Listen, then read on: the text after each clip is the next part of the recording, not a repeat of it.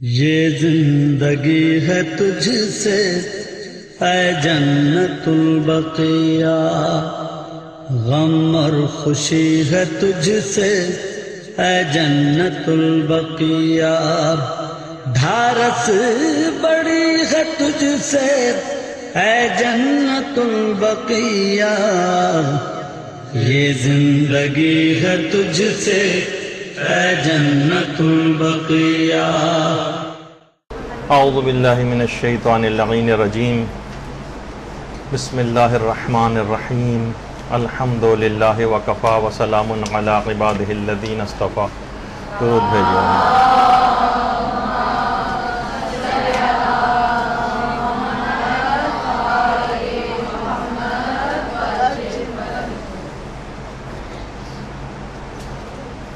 آج 7 شوال کا دن آ گیا ہے اور کل 8 شوال کا دن ہوگا۔ آج سے سالوں پہلے یہی 8 شوال تھی اور 1344 ہجری تھی۔ 21 اپریل کا دن تھا،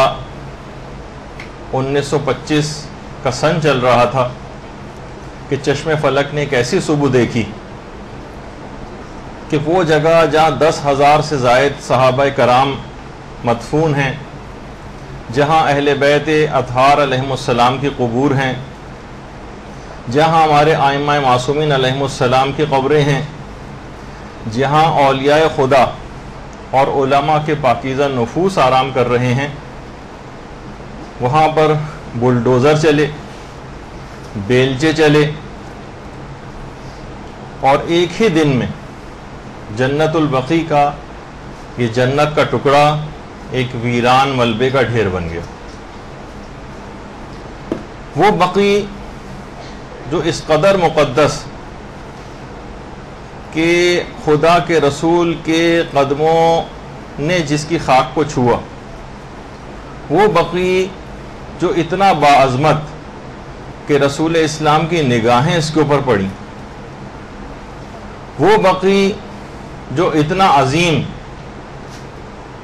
کہ جہاں پر قبے بنے ہوئے تھے، گنبد بنے ہوئے تھے، اور اب وہاں گویا ایک چٹیل میدان۔ پیغمبر اکثر جنت البقیع کے باسیوں کو سلام کرنے کے لیے اور طلب مغفرت کے لیے، یعنی بقیع کے مدفون لوگوں کی،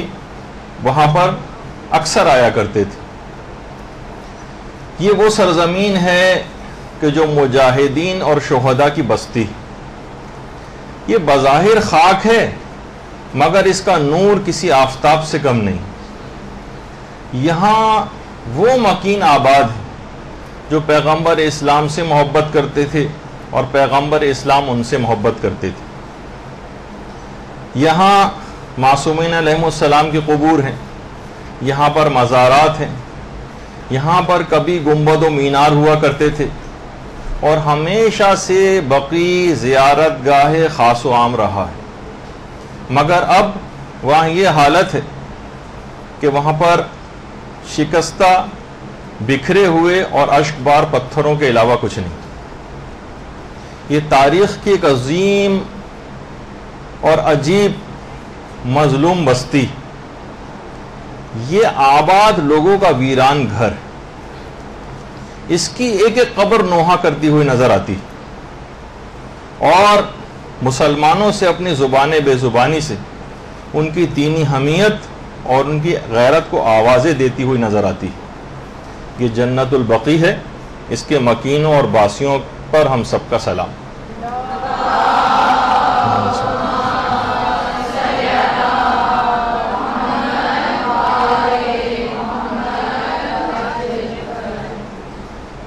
کچھ اگر ہم مختصر طور پر اس پہ گفتگو سے پہلے تھوڑی سی اس کی تاریخ بھی اگر دیکھ لیں کہ اس جنت البقیع کا اصل نام اور پرانا نام بقیع الغرقد تھا۔ ایک خاص قسم کے درخت جن کا نام غرقد تھا یہاں پر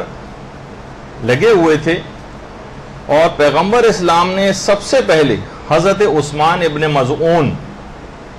حضرت عثمان ابن عفان نہیں جو مسلمانوں کے تیسرے خلیفہ ہیں، بلکہ عثمان ابن مظعون، ان کی قبر سب سے پہلے پیغمبر نے یہاں کے درختوں کو کاٹ کر بنائی تھی. اور صحیح مسلم میں بھی ہے باقاعدہ کہ پیغمبر اسلام نے فرمایا تھا کہ خدا نے مجھے حکم دیا ہے کہ میں بقی آ کر اہل بقی کے لیے دعائے مغفرت کروں، اور اس وجہ سے پیغمبر اکثر یہاں پر آتے تھے، سلام بھی کرتے تھے. ان تمام باتوں سے بھی یہ بات ظاہر ہوئی، جیسا کہ اکثر وہابیوں کا نظریہ ہے، بلکہ سارے وہابیوں کا ہی، کہ اس بات سے ثابت ہوتی ہے کہ زیارت قبور سنت رسول ہے. اور تاریخ کی تمام کتابوں سے یہ بات ثابت ہے کہ یہاں پر گنبد ہوا کرتے تھے، مینار ہوا کرتے تھے،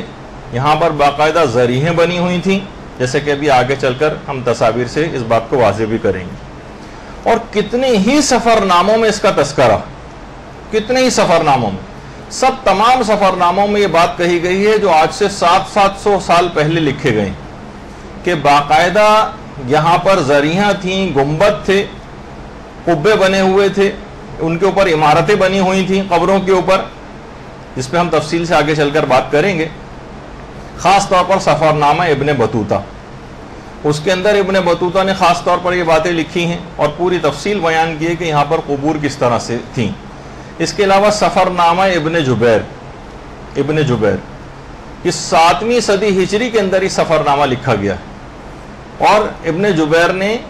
تفصیل کے ساتھ ایک ایک قبر کے متعلق مینشن کیا ہے اس بات کو کہ کس کس قبر کے اوپر میں نے یہاں پر گنبد بنے ہوئے دیکھے ہیں، ان کا رنگ کیا تھا، وہ کس کس چیز سے بنے ہوئے گنبد تھے. تو سوچی کہ 7ویں صدی ہجری میں ابن جبیر نے سفر نامہ لکھا ہے، اور اس کے 150 سال بعد ابن بطوطہ نے سفر نامہ لکھا ہے. اس کے اندر تمام ان باتوں کا تذکرہ ہے. اور صرف یہی نہیں بلکہ وفا الوفا جو علامہ سمہودی کی کتاب ہے، اس میں بھی ان گنبدوں کا اور ان پر بنی قبروں میں بنی ہوئی عمارتوں کا تذکرہ ہے. اس کے علاوہ مرعۃ الحرمین، اس کے اندر اس بات کا تذکرہ ہے. مروج الذہب جو علامہ مسعودی کی بہت مشہور کتاب ہے، اس میں ان تمام گنبدوں کا تذکرہ ہے. اور تذکرۃ الخواص جو سبط ابن جوزی کی کتاب ہے، اس کے اندر بھی اس بات کا تذکرہ موجود ہے. یہ تمام تاریخ کی کتابوں کے اندر ایسا نہیں ہے کہ اکثر مسلمانوں کا، جیسے کہ ابھی بھی اگر آپ کسی سے پوچھیں تو لوگ بالکل واقف نہیں ہیں، اور شاید یہ بات سمجھتے ہیں کہ جنت البقیع جس طرح موجودہ حالت میں ہے، تقریباً 90% سے زائد شاید مسلمان اسی بات کو سمجھتے ہیں کہ پیغمبر اسلام کے دور میں اور اس کے بعد کے ادوار میں بھی ایسا ہی یہ چلا آ رہا ہے. ان کو نہیں پتا کہ یہاں کی قبروں کی کیا حالت تھی، اور اس کے بعد ایک مخصوص نظریے کے حامل افراد نے، ایک چھوٹے سے ٹولے نے کس طرح سے دینی طور پر ایک منمانی کی اور ایک اتنا بڑا ظلم پورے مسلمانوں کے ساتھ کیا. تو یہ بتانے کی بھی ضرورت ہے آگے چل کر، اس لحاظ سے جو ہماری ذمہ داریاں بنتی ہیں آج کے دن کے حوالے سے، وہ پھر ہم آخر میں اس بات کا بھی تذکرہ کریں گے. سب سے پہلے جو یہاں پر دفن ہوئے ہیں وہ حضرت عثمان ابن مظعون ہیں. پیغمبر اسلام نے ان کی قبر خود بنائی تھی، اور باقاعدہ 2 پتھر، ایک سرہانے اور ایک پائنتی، عثمان ابن مظعون کی قبر کے قریب ہی پیغمبر نے رکھا تھا، اور قبر کا ایک اس طرح سے نشان بھی بنایا تھا تاکہ آنے والے زائرین اپنا اظہار عقیدت و محبت کر سکیں. لیکن جو پتھر پیغمبر نے رکھے تھے وہ حاکم شام کے دور میں اس کے گورنر مروان ابن حکم نے ہٹا دیے. مروان ابن حکم نے وہ پتھر ہٹا دیے اور توہین کی، بہت زیادہ توہین کی، پیغمبر اسلام کے اس عمل کی خلاف ورزی کر کے. صحابہ نے بھی سخت رد عمل کا اظہار کیا اور احتجاج ہونا شروع ہوئے، تو مجبوراً پھر یہ پتھر دوبارہ رکھے گئے. نہ صرف پتھر دوبارہ رکھے گئے بلکہ حضرت عثمان ابن مظعون کی قبر پر ایک گنبد بھی بنایا گیا اسی زمانے میں. اور پھر اس کے بعد حضرت عثمان ابن مظعون جب یہاں سب سے پہلے مدفون ہیں، اس کے بعد پیغمبر اسلام کے فرزند حضرت ابراہیم علیہ السلام، اللہم صلی علی محمد و علی محمد، جو بچپن ہی میں انتقال کر گئے تھے. حضرت ابراہیم وہ بھی یہیں پر مدفون ہے. پیغمبر اسلام نے ان کو یہاں پر خود دفن کیا.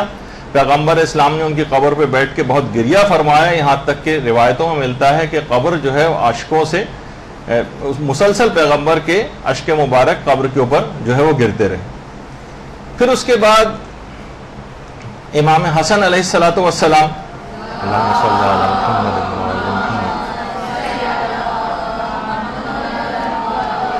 وہ یہاں پر مدفون ہوئے،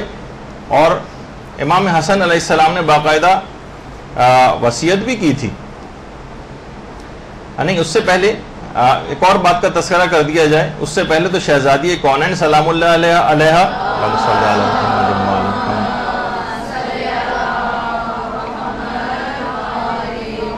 کچھ علماء کا رجحان ہے کہ وہ جنت البقیع میں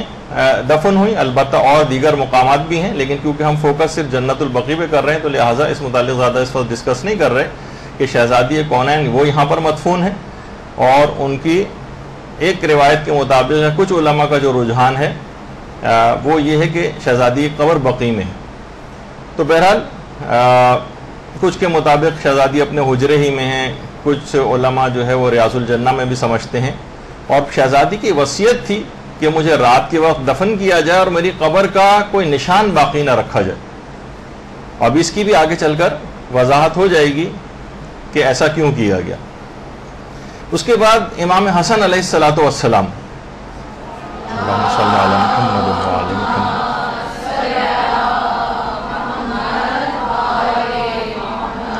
ان کی بھی وصیت یہ تھی کہ مجھے میرے نانا کے پہلو میں دفن کیا جائے، اور اگر وہاں پر دفن کرنا ممکن نہ ہو نانا کے پہلو میں تو پھر مجھے میری مظلومہ ماں کے پہلو میں دفن کیا جائے۔ تو بعض علماء اس بات کی، اس وصیت کی بنا پر امام حسن کی، وہ اس بات کو سمجھتے ہیں کہ حضرت زہرا کی قبر شاید پھر بقیع میں ہی ہے، کیونکہ امام حسن نے وصیت کی تھی کہ اگر مجھے نانا کے پہلو میں دفن نہ ہونے دیا جائے تو مجھے میری مظلومہ ماں کے پہلو میں دفن کیا جائے۔ تو ہو سکتا ہے کہ پھر امام حسن علیہ الصلوۃ والسلام کیونکہ بقیع میں دفن ہے تو ہو سکتا ہے کہ شہزادی کی قبر بھی وہیں پر ہو، مگر بہرحال یہ بات اس لحاظ سے یقینی نہیں ہے۔ اس کے علاوہ یہاں پر جو مدفون ہیں ان میں ہمارے 4 دیگر ائمہ بھی ہیں، امام حسن علیہ السلام، چوتھے امام زین العابدین علیہ السلام، امام محمد باقر علیہ السلام، اور امام جعفر صادق علیہ الصلوۃ والسلام۔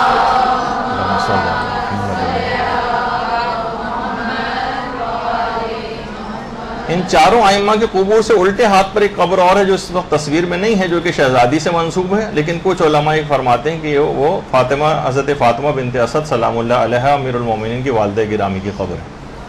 اللہم صلی علی محمد۔ اور وہ جو پیچھے آپ کو قبر نظر آ رہی ہے 4 ائمہ کے، یہ پیغمبر اسلام کے چچا حضرت عباس ابن عبد المطلب کی قبر ہے۔ اور پھر اسی رو میں تھوڑا سا اور آگے چلیں تاکہ آپ کو اندازہ ہو جائے کہ بقیع میں کون کون مدفون ہیں، تو اس میں حضرت ام البنین حضرت عباس علمدار کی والدہ گرامی، اور اس کے علاوہ پیغمبر اسلام کی 2 پھوپھیاں صفیہ اور عاتقہ کی قبریں ایک ساتھ ہیں۔ ان تینوں کے قبور ایک ساتھ ہیں۔ خواتین ایک زمانے تک یہاں سب سے جو ایکسس ہوتا تھا خواتین کا جنت البقیع میں، وہ ان 3 کی قبور تک تو آرام سے، کیونکہ وہ احاطے کے بالکل قریب ہیں باؤنڈری وال کے، لیکن اب وہاں پر بھی رکاوٹیں لگا دی گئی ہیں، اور خواتین نہ صرف کہ جنت البقیع میں اندر نہیں جا سکتی بلکہ اب ان قبور کی زیارت بھی وہ نہیں کر سکتی، جو کہ اس وقت بقیع میں بالکل کارنر پہ تھیں، اور وہاں پہ بھی رکاوٹیں لگا کے ان کو زیارت سے بھی محروم کر دیا گیا۔ اس کے بعد پھر پیغمبر کی جو ربائب تھیں، جو حضرت حالہ کی بیٹیاں تھیں، حضرت حالہ کی حضرت زینب، حضرت ام کلثوم اور رقیہ، یہ پیغمبر اسلام کی حقیقی بیٹیاں نہیں تھیں بلکہ ربائب پیغمبر ان کو کہا جاتا ہے، ان کی قبور ہیں۔ پھر اس کے بعد بقیع میں آگے ہی پیغمبر اسلام کی جو ازواج ہیں ان کی قبور ہیں۔ البتہ 2 کی قبور جنت البقیع سے باہر ہے، ایک تو حضرت خدیجہ طاہرہ کی قبر جو کہ جنت المعلا کا جو قبرستان ہے مکے میں وہاں پر ہے، اور دوسری پیغمبر اسلام کی ایک اور زوجہ جن کا نام میمونہ تھا، ان کی قبر صرف کے علاقے میں ہے جو مکہ اور مدینہ کے درمیان تقریباً مکہ سے 20 کلومیٹر دور ایک جگہ ہے، وہاں پر حضرت میمونہ کی قبر ہے۔ پہلے یہ ہوتا تھا، یہ بہت پرانی تصویر ہے، کہ اکثر قافلے جو حج کے لیے آ رہے ہوتے تھے تو وہ صرف میں ٹھہرتے ہوئے آتے تھے، جو مکہ اور مدینہ کے تقریباً درمیان کا ایک علاقہ ہے۔ اور اس کے بعد پھر وہ جو قبر آپ نے دیکھا کہ اس پہ گنبد وغیرہ بنا ہوا تھا، اس کو بھی ڈھایا گیا، اس کے بعد ایک چہار دیواری سی بنا دی گئی، اور آج کل حضرت میمونہ کی قبر بالکل اس طریقے سے فلیٹ کر دی گئی ہے۔ تو بہرحال یہ تو دو قبور باہر ہیں۔ اس کے علاوہ جتنی پیغمبر اسلام کی اور زوجہ ہیں، مثلا حضرت زینب ہے، حضرت ریحانہ ہیں، حضرت ماریہ قبطیہ ہیں، حضرت زینب بنت جہش ہیں، ام حبیبہ ہیں، حضرت حفصہ ہیں، سودا ہیں، جویریہ ہیں، حضرت عائشہ ہیں، اور ام سلمہ سلام اللہ علیہ، ان تمام کی جو قبور ہیں وہ یہیں ایک ساتھ جنت البقیع میں۔ اچھا، اسی طرح سے ایک اندازہ آپ کو ہو جائے کہ جنت البقیع ہی میں حضرت عقیل ابن ابی طالب کی قبر بھی ہے، امیر المومنین کے برادر، اور اس کے علاوہ حضرت عبداللہ ابن جعفر طیار جو کہ حضرت زینب سلام اللہ علیہ کے شوہر تھے، ان کی قبر بھی جنت البقیع میں ہی ہے۔ اور اس کے علاوہ چھٹے امام کے فرزند اسماعیل، ان کی قبر بھی یہیں پر ہے۔ اس کے علاوہ تھوڑا سا آگے اور چلتے ہیں اس میں، تو یہاں پر واقع حرہ کے جو شہید تھے، کہ واقع کربلا کے بعد ایک سال کے اندر اندر یزید نے مدینے کے اوپر حملہ کیا تھا، اور مدینے کے لوگوں کی جان مال و عزت و آبرو کو مباح قرار دے دیا تھا۔ بہت ہی بڑی تعداد میں یہاں پر شہادتیں واقع ہوئیں، اور بہت سے علماء اس بات کے قائل ہیں کہ حضرت عبداللہ ابن جعفر طیار حضرت زینب کے شوہر بھی واقع حرہ ہی میں شہید ہوئے۔ اور اس کے علاوہ شہدائے احد جو زخمی ہو گئے تھے مدینے میں، ان کو بھی شہدائے مکے میں، ان کو بھی نہیں، مدینے میں شہدائے احد جو حضرت حمزہ کی قبر کے قریب ہیں، جو زخمی ہو گئے تھے وہ لائے گئے تھے یہاں پر، اور زخمی ہونے کے بعد یہاں ان کا انتقال شہادت ہوئی تو ان کو پھر یہیں پر جنت البقیع ہی میں دفن کیا گیا۔ اس کے علاوہ حضرت مالک ابن انس جو فقہ مالکی کے امام ہیں علماء اہل سنت میں، جو فقیہ تھے، ان کی قبر بھی یہیں پر ہے، اور ان کے استاد نافع، ان کی قبر بھی یہاں پر ہے۔ اور جنت البقیع کا باقاعدہ پورا ایک نقشہ بھی ہے جو کہ کتابوں میں ہے، کہ قبروں کی یہاں پر جو بھی ممکن ہو سکا کہ اس کی ترتیب کیا ہے وہ بھی کتابوں کے اندر اویلیبل ہے۔ اور اس کے علاوہ پھر حضرت عثمان ابن عفان، ان کی قبر بھی یہیں پر ہے۔ یہ البتہ علاقہ پہلے بقیع سے باہر تھا، اور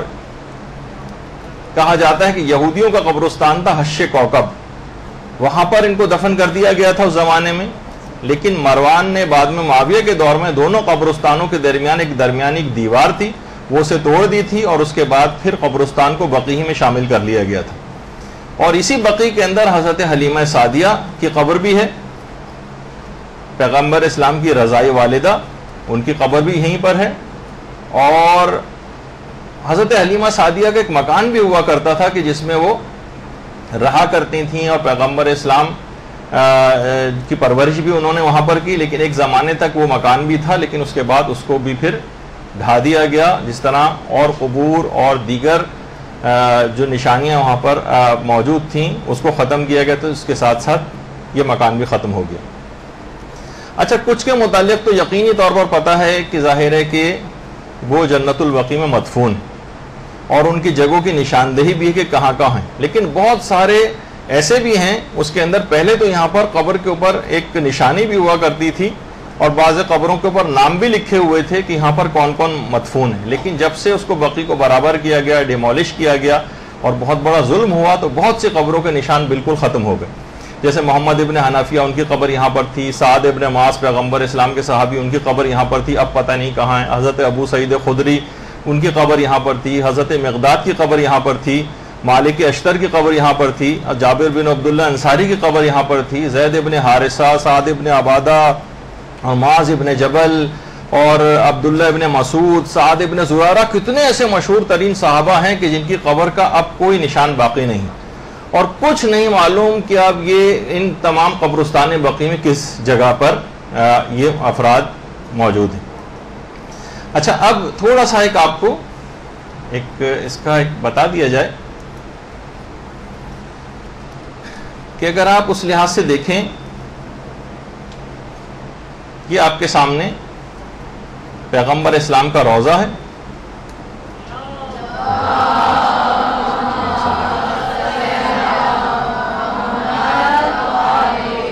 اور یہ اس کے سامنے قبرستان بقیع۔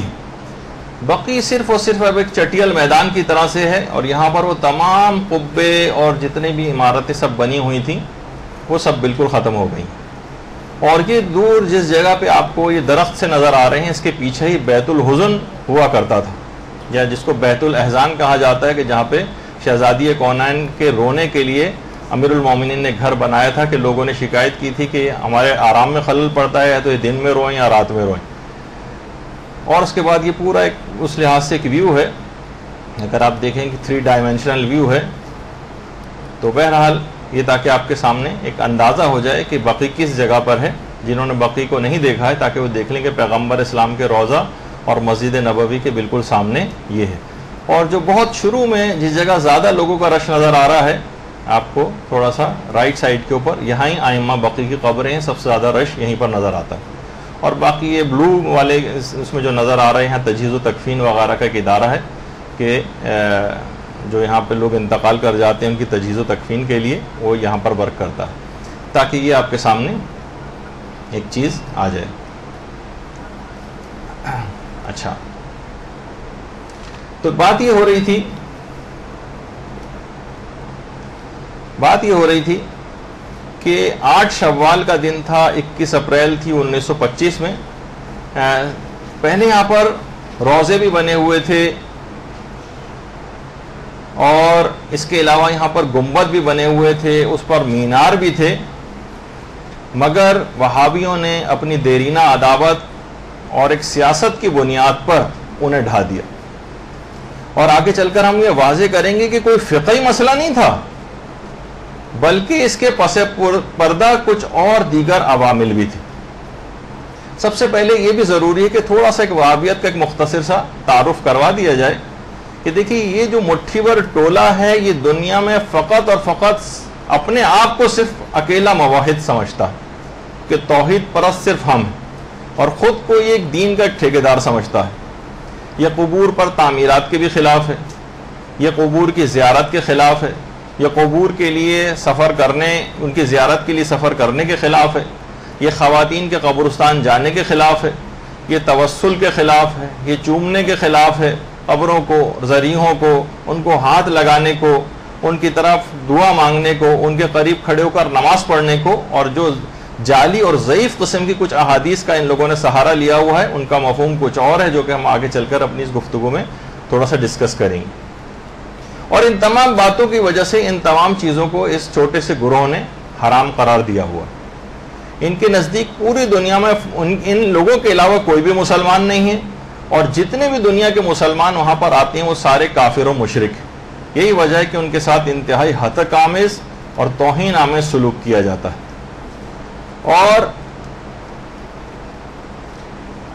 اور زائرین جتنے بھی وہاں پر آتے ہیں ان سب پر یہ تہمت لگاتے ہیں کہ سارے مشرک ہیں جو شرک کرنے کے لیے یہاں پر آتے ہیں. جو اس فرقے کا بانی تھا اس کا نام تھا شیخ محمد ابن عبد الوہاب. محمد ابن عبد الوہاب نجدی، یہ اس کی تصویر ہے. یہ اس فرقے کا بانی تھا، اور اس فرقے کے جتنے نظریات ہیں اس کے اپنے ذہن کی اختراع تھی. اچھا، اس کا نام تو محمد تھا، اس کے باپ کا نام عبد الوہاب تھا. علماء نے یا اس زمانے میں لوگوں نے اس کے فرقے کو اس کے باپ کے نام سے موسوم کیا، حالانکہ اس کے باپ کا اس کے عقائد سے کوئی تعلق نہیں تھا. لیکن اگر اس کے اپنے نام سے اس فرقے کو موسوم کیا جاتا، مثلا اس فرقے کو فرقہ محمدیہ کہا جاتا، تو پیغمبر اسلام سے نام کی مماثلت کی وجہ سے یہ لوگ اس کا ناجائز فائدہ اٹھاتے، لہٰذا اس کو اس کے باپ کی طرف منسوب کر کے پکارا گیا. یہ 1115 ہجری کے اندر پیدا ہوا تھا، اور اس کا باپ عبد الوہاب قاضی تھا. شیخ محمد ابن عبد الوہاب نے فقہ حنبلی کی تعلیم تو اپنے باپ سے حاصل کی تھی. فقہ حنبلی آج کل بھی سعودی عرب میں جس فقہ کو فالو کیا جاتا ہے وہ فقہ حنبلی ہے کچھ اعتبار سے، لیکن اب تو ابن تیمیہ وغیرہ کے عقائد جو ہیں وہ وہاں پر اور اس کے مسائل زیادہ تر چلتے ہیں. لیکن فقہ حنبلی کی تعلیم اس نے اپنے باپ سے حاصل کی تھی،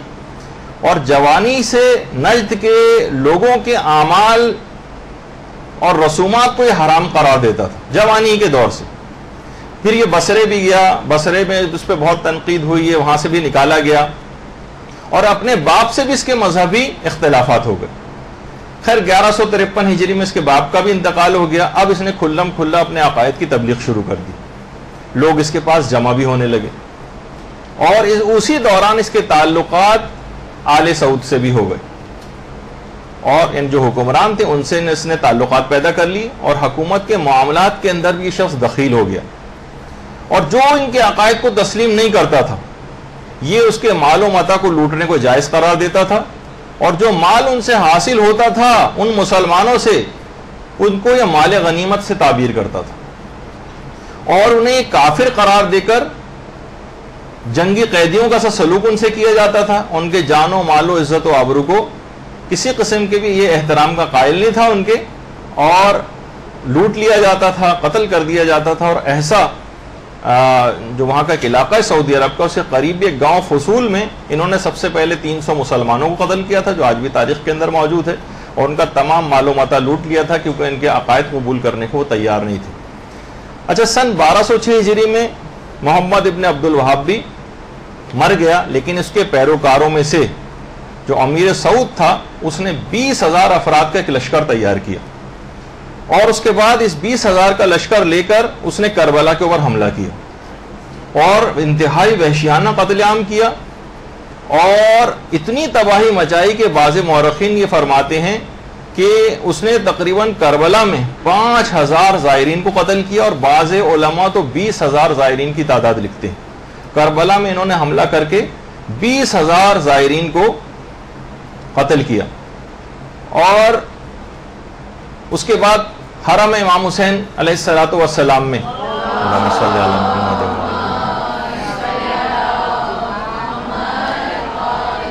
بہت لوٹ مار مچائی اور وہاں پر جتنا بھی سونا تھا اور تبرکات تھے وہ سب کے سب انہوں نے لوٹ لیے اور یہ حملے کے لیے انہوں نے جس دن کا انتخاب کیا تھا وہ 18 ذی الحجہ عید غدیر کے دن کا انتخاب کیا تھا. اور علامہ سید محمد جواد عاملی جنہوں نے کتاب لکھی ہے مفتاح الکرامہ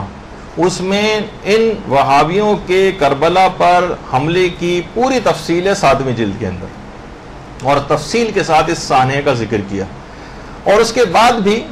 ایسا نہیں کہ فقط ایک دفعہ وہابیوں نے کربلا کے اوپر حملہ کیا ہو بلکہ اس کے بعد بھی کربلا اور نجف اور اطراف کے جتنے علاقے تھے 12 مرتبہ وہابیوں نے وہاں پر حملے کیے اور یہ باقاعدہ کربلا اور نجف کو بلاد شرک اور دارالکفر کا نام دیتے تھے اور اسی وجہ سے انہوں نے وہاں کی جان و مال و عزت و آبرو کو مباح قرار دے دیا تھا اور لوٹ مار کا بازار گرم کر رکھا تھا. تو بہرحال یہ دماغ میں رہے کہ یہ جو محمد ابن عبد الوہاب تھا اور اس کا جو مذہب اس نے کی بنیاد اس نے رکھی وہابیت کی یہ انتہائی سخت خشک اور جامد دین. اس زمانے ہی سے علماء نے اس کے طور طریقوں کی مخالفت کرنی شروع کر دی تھی اس زمانے سے ہی. اور اس کے جو والد تھے عبد الوہاب اور بھائی تھے سلیمان ابن عبد الوہاب جو کہ فقہ حنبلی کے بہت بڑے علماء میں ان دونوں کا شمار ہوتا تھا وہ سخت اس کے نظریات کے خلاف ہو گئے تھے. اور اس کا جو بھائی تھا اس نے تو کتاب پوری اس کے خلاف لکھی الصواعق الالہیہ فی الرد علی الوہابیہ جس میں اس نے محمد ابن عبد الوہاب کے نظریات کا سختی کے ساتھ رد کیا. یہ باقاعدہ اس کے سگے بھائی کی کتاب جو سلیمان ابن عبد الوہاب تھا اس نے پوری کتاب محمد ابن عبد الوہاب کے خلاف لکھی تھی اور اس کے باپ بھی اس کے نظریات کے خلاف تھا اور اس کے اپنے بھائی بھی اس کے نظریات کے شدت کے ساتھ مخالف تھا. بعد میں خیر ابو العباس احمد ابن عبد العلیم جو ابن تیمیہ کے نام سے مشہور اور جس کی تاریخ وفات تقریباً 728 ہجری تھی وہ بھی حنبلی تھا اور اس کے عقائد ہی بعد میں وہابی فرقے کے اعتقادات کی جو ہے وہ بنیاد قرار پائی. یہ ابن تیمیہ کی قبر ہے اور ابھی آگے چل کر بہت سی ہم اس کی قبر کو دوبارہ بھی دکھائیں گے آپ کو تاکہ آپ کے دماغ میں یہ بات رہے کہ دیکھیے ان کی اپنی قبور اس طرح سے بنی ہوئی آگے چل کے بہت ساری چیزیں لیکن وہاں پر انہوں نے قبروں کا کیا حشر کیا ہے اور جو رائل قبرستان ہے وہاں کی قبور جو ہے اور وہ وہاں کس طرح سے ان لوگوں کے طور طریقے ہیں وہ بھی آگے چل کر جو ہے وہ ذکر ہوں گے. تو بہرحال ابن تیمیہ ہی بعد میں اس فرقہ وہابیہ کے عقائد کی بنیاد قرار پایا اور آج تک اسی کی پیروی ہوتی. اچھا اس کے بعد سن 1344 ہجری کے قریب آل سعود نے مکہ اور مدینہ اور نواحی علاقوں میں بھی قبضہ کر لیا اور نہ صرف بقی بلکہ خاندان رسالت اور اصحاب رسول کے جو روضوں اور مقابر جو ہیں ان کو ڈھانے کی کوششیں اور بہانے شروع کر دی. سمجھ میں نہیں آتا تھا ان لوگوں کے آخر کون سا ایسا کوئی طریقہ اختیار کریں, کوئی ایسا شرعی طریقہ حاصل ہو جائے تاکہ ہمیں عام عوام کی حمایت بھی حاصل ہو جائے. اس کے لیے انہوں نے کیا کیا کہ نجد کا جو قاضی القضات تھا سلیمان, اس کو مدینے روانہ کیا اور کہا کہ تم جاؤ اور جا کر وہاں کے مفتیوں سے, مدینے کے مفتیوں سے گفتگو کرو اور گفتگو کے ذریعے انہیں قائل کرو کہ یہ سب کفر اور شرک ہے, تو لہٰذا ان قبروں کو ڈھایا جائے. اور اس کے لیے باقاعدہ ایک سوال نامہ بھی بنایا, اور وہ سوال نامہ اس طریقے کا تھا جس کا لازمی نتیجہ یہی تھا کہ جو وہ چاہتے تھے اسی طرح کے جوابات ان کو ملے. جیسے آپ کو یاد ہے نا کہ یہاں پر ایک ریفرینڈم کرایا تھا ضیاء الحق نے, جو یہاں کا ایک دفعہ حکمران پاکستان کا گزرا ہے, اس نے باقاعدہ ایک ریفرینڈم کرایا تھا اور اس میں کہا تھا اگر آپ چاہتے ہیں کہ پاکستان میں اسلامی نظام نافذ ہو جائے, اگر آپ ہاں کہتے ہیں تو میں خود بخود 5 سال کے لیے صدر منتخب ہو جاتا ہوں. یعنی کہ ایسا شرمناک قسم کا وہ ریفرینڈم جو یہاں پر کرایا گیا. تو بعض اوقات اس طرح ہی کے سوال نامے بنائے جاتے ہیں. ظاہر ہے کوئی بھی نہیں لکھے گا کہ میں اسلام کا نفاذ یہاں پر نہیں چاہتا, تو نفاذ چاہنے پہ جیسی ٹک لگائیں گے خود بخود یہ سمجھا جائے گا کہ آپ نے ضیاء الحق کو 5 سال کے لیے صدر منتخب کر لیا. تو اس زمانے سے یہ سلسلہ انہوں نے بھی اپنے آباء و اجداد سے سیکھا ہوا تھا, اور وہی چیز اس ریفرینڈم میں انہوں نے کی. اور آج بھی حالانکہ خود وہابیت کا کافی زیادہ پرچار کرنے والا اور وہابیت کو فروغ دینے والا, لیکن ان کی بھی قبریں ایسی ہیں اور اس کے اوپر بھی باقاعدہ پوری عمارت اور سب کچھ بنی ہوئی. یہ سارے فتوے صرف بقی کی حد تک ہیں, جنت المالا کی حد تک ہیں, لیکن اپنی جو قبور ہیں ان لوگوں کی, خاموشی سنی,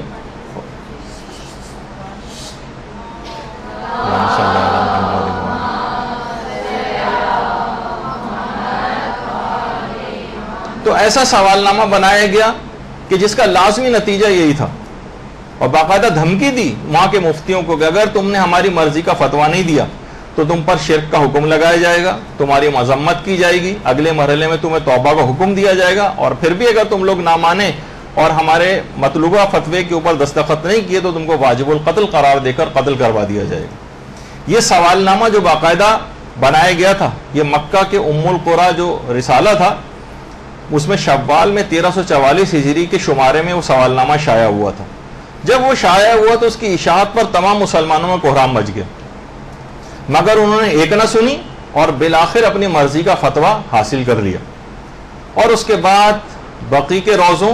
اور قبروں کو مسمار کرنے کا شرمناک کام شروع کر دیا. روضوں کے تمام قیمتی سامان کو ان لوگوں نے لوٹ لیا, وہاں پر کدال چلنے لگے اور جنت البقیع کو ملبے کے کیسے ڈھیر میں تبدیل کر دیا جس کو دیکھ کر دل کانپ جاتا. اچھا, اب صرف بقیع نہیں بلکہ انہوں نے تمام اسلامی یادگاروں کو, تمام اسلامی یادگاریں, ان کو انہوں نے نشانہ بنانا شروع کیا. بنو ہاشم کے جتنے گھر بنے ہوئے تھے ان کو منہدم کرنا شروع کیا. جتنے بھی مکانات یہاں پر اہل بیت اطہار کے تھے ان کو گرانا شروع کیا توسیع کے نام سے. مختلف مرحلوں کے اندر یہ سلسلہ آج تک جاری و ساری. ہر دفعہ زیارتوں پہ جاتے ہیں تو کچھ نہ کچھ آثار مٹے ہوئے نظر آتے ہیں. اور وہ مکان پیغمبر اسلام کا جو حضرت خدیجہ کے ساتھ پیغمبر اسلام جس مکان میں 28 سال پیغمبر نے گزارے تھے اس کو بھی منہدم کر دیا گیا, اس کو کھنڈر میں تبدیل کر دیا. اور یہ بیت سیدہ خدیجہ تھا, اور اس کے اندر باقاعدہ وہ کمرہ بھی تھا جہاں پہ حضرت, یہ جو دائرہ نظر آ رہا ہے جہاں پہ سیدہ کونین کی ولادت ہوئی تھی.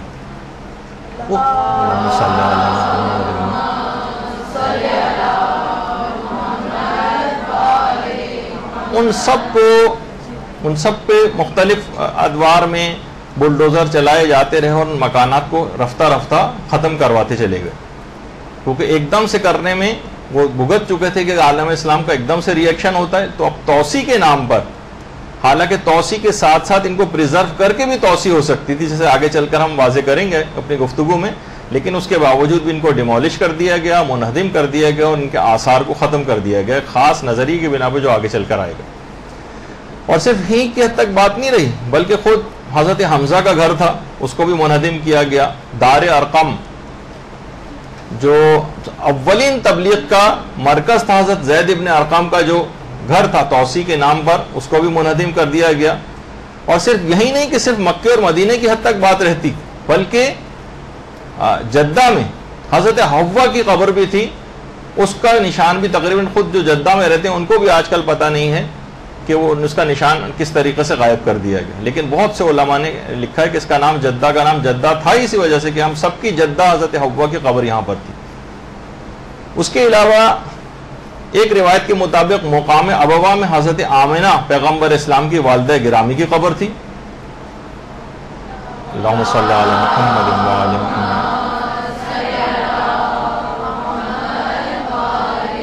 لوگوں نے پتھر وغیرہ رکھ کے اس کا ایک نشان باقی رکھنے کے حوالے سے حضرت آمنہ کی قبر یہاں پر تھی۔ اب وہ بھی نہیں پتا کہ اب وہ اس کا نشان بھی شاید یہ پتھر وغیرہ بھی اب ہٹا دیے گئے ہیں۔ کچھ پرانی تصاویر ہیں کہ جن کو پتہ چل جاتا تھا وہاں پر جاتے تھے اور اپنی دعائیں، حاجتیں، گریہ وزاری، اپنے اظہار عقیدت و محبت جو ہے ان قبور کے اوپر جا کر کیا کرتے تھے، لیکن وہ بھی ساری منہدم جو ہے وہ کروا دی گئی۔ مثلا جتنے بھی افراد کو پتہ چلتا تھا کوشش کر کے وہاں پر جاتے تھے، لیکن اب معلوم نہیں کہ وہ قبر کہاں۔ اس کے علاوہ پھر اس کے بعد بھی پھر 1924 میں طائف میں حضرت ابن عباس کی قبر تھی، اسے بھی منہدم کروایا گیا۔ اس کے علاوہ جو بیت الاحزان، انڈیا اور پاکستان کے بہت سے علماء کا نظریہ ہے کہ بیت الاحزان جنت البقیع میں نہیں ہے بلکہ جنت البقیع سے باہر وہ جہاں پہ کھجور کے درخت آپ کو میں نے تصویر میں دکھائے تھے وہ والا ایریا ہے جنت البقیع کے باہر کی طرف، پیچھے کی طرف۔ وہاں پر جو بیت الاحزان تھا جہاں پہ شہزادی رونے کے لیے جو ہے وہ جایا کرتی تھیں، اور انہوں نے نہ صرف اس مکان کو منہدم کروایا بلکہ یہاں پر پورے مدینے کا کوڑا اور کرکٹ اور غلاظتیں لا کر ڈالی جاتی تھی، اور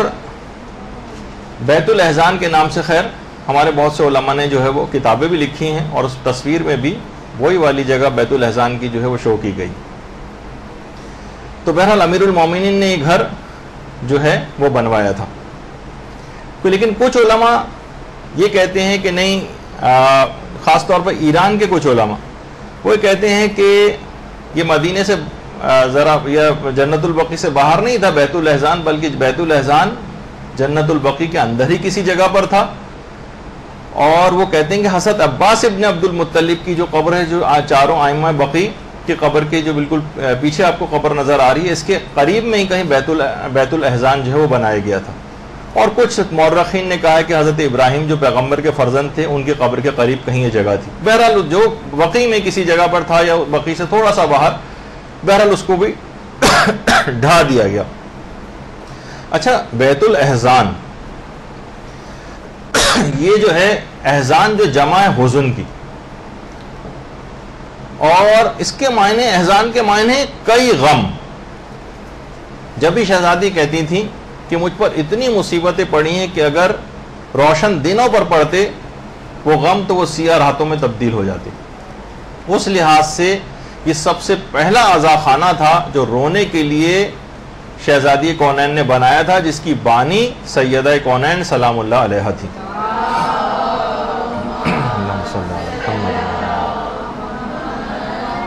اور موجودہ جتنے بھی عزاخانے موجودہ وہ سب کے سب بی بی کی اسی سیرت کی پیروی میں بنائے گئے۔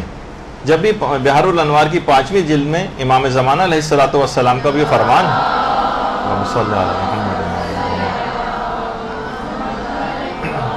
کہ رسول اللہ کی بیٹی کی سیرت ہمارے لیے نمونہ عمل ہے، اور 5ویں امام بھی یہ بات بیان فرماتے ہیں کہ آپ خدا کی تمام مخلوقات، جنوں، انسانوں، چرند، پرند، سب کے لیے واجب الاطاعت تھی، یعنی آپ کی پیروی سب پر فرض تھی۔ تو بہرحال یہ جو کچھ بھی آج جتنے بھی عزاخانے، موجودہ عزاخانے جتنے بھی بنائے جاتے ہیں ہمارے ملکوں میں، یہ سب بی بی کی اسی سیرت کی پیروی میں بنائے جاتے ہیں۔ اس کو معمولی چیز نہ سمجھیں، اور یہ بی بی کی سیرت کی پیروی ہی کے اندر بنائے جاتے ہیں۔ اچھا، یہ بات یاد رہے کہ وہابیت کے فروغ میں ہمیشہ سے، وہابیت کے فروغ میں ہمیشہ سے یہود و نصارہ کا بڑا ہاتھ رہا، اور جو برطانوی جاسوس تھا جس کا نام تھا ہیمفرے، یہ ہیمفر جس کو کہا جاتا ہے، ہیمفرے، باقاعدہ اس کے اوپر پوری کتاب بھی ہے ہمفرے کے اعترافات کے نام سے۔ جس میں اس نے اپنے قریبی روابط کا محمد ابن عبد الوہاب کے ساتھ اس کا ذکر کیا. وہ برطانیہ کا وہ جاسوس، اور باقاعدہ انگلش میں بھی confessions of a British spy کے نام سے یہ جو ہے ترجمہ بھی ہو چکا ہے، جس میں اس برطانوی جاسوس جس نے بہت بڑا پارٹ پلے کیا تھا محمد ابن عبد الوہاب کے عقائد کو ڈسٹارٹ کرنے میں، اس میں انحراف لانے میں، اس نے باقاعدہ اعتراف کیا اپنے اعترافات میں کہ میرے بہت ہی قریبی روابط محمد ابن عبد الوہاب کے ساتھ تھے. محمد ابن عبد الوہاب جتنی بھی اس کی اور تصاویر بھی ہیں محمد ابن عبد الوہاب کی، وہ ہر ایک کے اندر کوئی نہ کوئی برٹش ریپرزنٹیٹیو اس کے ساتھ ضرور ہوتا ہے جو اس کو گائیڈ کرتا تھا. تو یہ جو بالکل ایکسٹریم رائٹ سائڈ پر جو کھڑا ہوا شخص داڑھی میں، یہ خود جو ہے وہ برٹش ریپرزنٹیٹیو تھا جو اس کو مستقل گائیڈنس پرووائڈ کیا کرتا تھا، اور کوئی نہ کوئی ایک جاسوس ہمیشہ سے ان لوگوں کے ساتھ جو ہے وہ رہا ہے. تو وہ کتاب جو ہے بہرحال ہمفرے کے اعترافات یہ اردو زبان میں بھی شائع ہو چکی ہے، اس کو بھی آپ ضرور لے کر کبھی موقع ملے تو پڑھیے گا، جس میں تفصیل اس بات کی ہے. تو اس کے اسلامی عقائد کو نہ صرف اس ہمفرے نے منحرف کیا، بلکہ پھر اس نے ایک 6 نکاتی منصوبہ بھی بنایا، ایک لاہ عمل بنایا. اچھا، یہ جو دستاویزات تھیں یہ ساری، یہ جنگ عظیم دوم کے زمانے میں جو دوسری جنگ عظیم ہوئی تھی اس میں جرمنوں کے ہاتھ لگ گئیں، تو ان کو پروپیگنڈے کا برطانیہ کے خلاف ایک بہت زبردست ایک موقع مل گیا. اس کے بعد جرمنوں کے جب ہاتھ لگی تو انہوں نے اپنے ایک رسالے اسپیگول میں اس کو شائع کیا. پھر فرانس کے رسالوں میں بھی یہ تمام چیزیں شائع ہوئیں، اب اس کا اردو ترجمہ بھی ہو گیا ہے. تو بہرحال اس کے بعد بھی یہ سلسلہ رکا نہیں، ہمفرے ساتھ لگا ہوا تھا. بعد میں پھر 1916 سے 1918 کے درمیان lieutenant colonel T E Lawrence یہ باقاعدہ جو ہے وہاں پر جاسوس کے طور پر بھیجا گیا، اور وہابیوں کو پھر یہ گائیڈ کرتا رہا اس کے بعد کے ادوار میں، اور ایک فتنے کے طور پر اس کو باقاعدہ 1916 کے اندر جو ہے وہ کھڑا کیا گیا، اور اس پر بعد میں فلمیں بھی بنی لارنس آف عربیہ کے نام سے، جو کہ آپ نے اکثر سنا ہوگا. تو آج تک اس ٹولے کی جو سرپرستی ہے وہ ظالم حکومتیں یہود و نصارہ کر رہے ہیں، وہابی ٹولے کی. اور اس کا پروف حال ہی میں ہیلری کلنٹن نے اپنے ایک بیان میں کیا جو اس نے کانگریس کے اندر خطاب کیا ہے، جو کہ ہم اب آپ کو سنوا رہے ہیں. اس کو ذرا تھوڑا سا آپ غور سے سنیے گا کہ اس نے کیا کہا ہے. Let's remember here,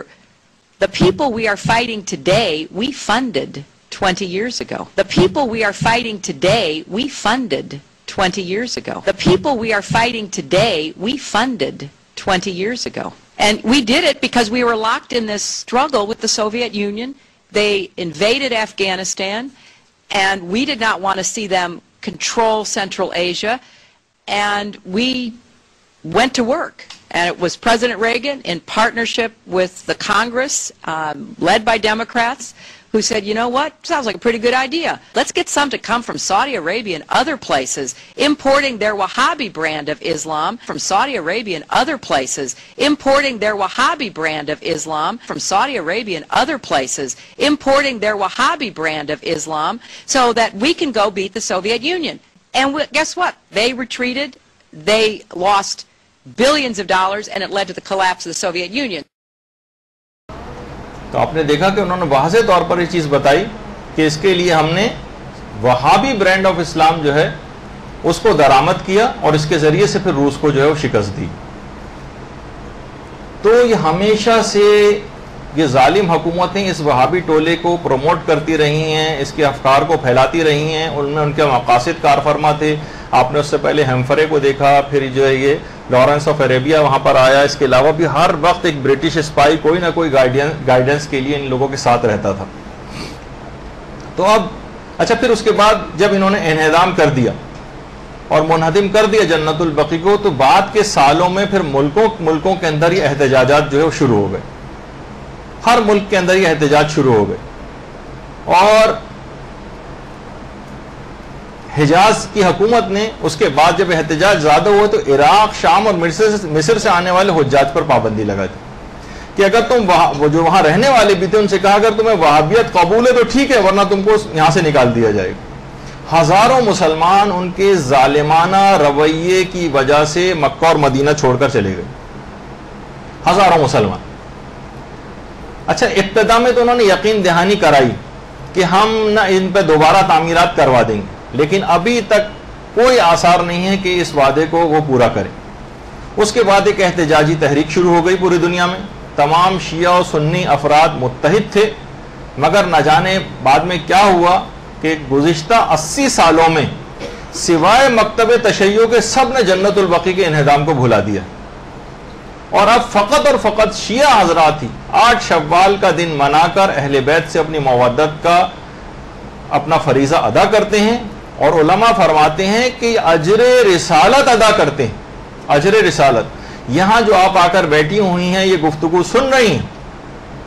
یہ اسی اجر رسالت کی ادائیگی ہے جس کا قرآن نے حکم دیا۔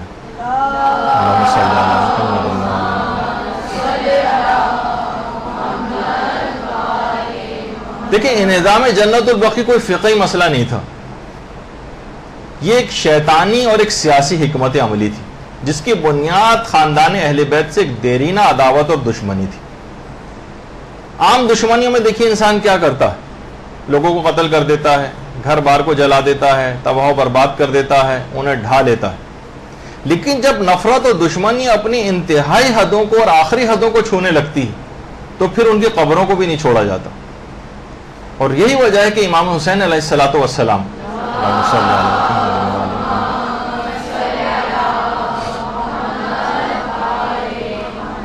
بعد میں آنے والے ظالم حکمران، انہوں نے نہ صرف امام کے قبر پر ہل چلائے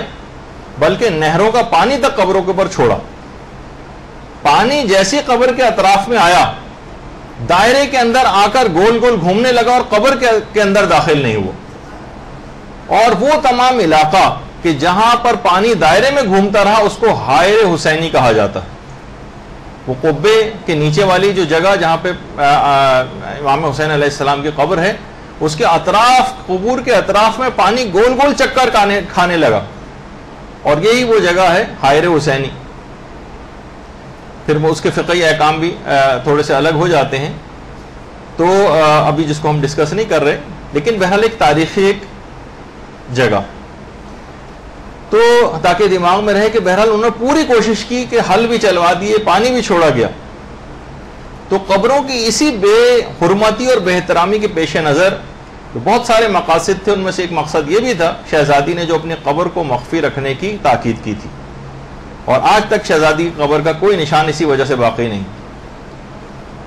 ایک بے حرمتی کا خوف، اس کے علاوہ امیر المومنین کی قبر کو بھی مخفی رکھا گیا، اور کتنی ساری قبور امام حسن نے کھودی تھی تاکہ مخفی کر دیا جائے، پھر کہیں بہت بعد میں جا کے ہارون رشید عباسی کے دور میں امیر المومنین کی قبر اطہر جو ہے وہ ظاہر ہوئی۔ تو اہل بیت سے وہی دشمنی آج تک چلی آ رہی ہے۔ اہل بیت جو آج بھی اپنے قبور کے ذریعے اپنے ماننے والوں سے ایک روحانی رابطہ رکھتے ہیں، یہ اس روحانی رابطے کو بھی ختم کر دینا چاہتے ہیں۔ تو یہی وجہ ہے کہ بلڈوزر چلائے گئے، بیلچے چلائے گئے، اور وہ تمام قبے، گنبد، مینار اور جو عمارتیں تھیں ان سب کو منہدم کر دیا گیا۔ اچھا، اس رابطے کو توڑنے کے لیے انہیں کچھ بھی کرنا پڑا، انہوں نے کیا، چاہے ان کو شرک اور بدعت کے فتوے جو ہے وہ لگانے پڑے۔ علامہ ابن قیم جوزی جو ابن تیمیہ کے شاگرد تھے، اس نے پوری کتاب لکھی ہے زاد المعاد فی ہدی خیر الغیب۔ اس نے